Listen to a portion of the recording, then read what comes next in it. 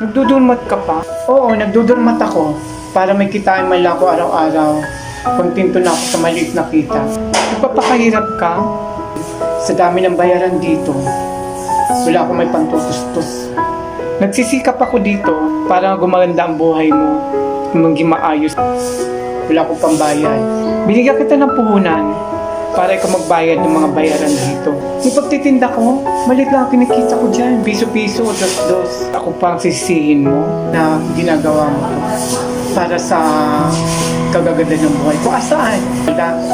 Gutom pa rin ako. Tingnan mo. Tingnan mo yung tsura ko.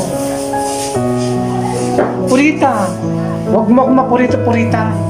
Hindi ka talaga nakakaintindi. Hindi ka nakakaintindi. O bakit nagtatalo na naman yung dalawang yan? Ha? Hindi yan nagtatalo, kundi nagdadrama yan. Bakit nagdadrama yan sila? Isasali ng patimpalak yan. Ah, ganun? Kung sino magaling umarte sa kanilang dalawa. Ha ha ha ha ha.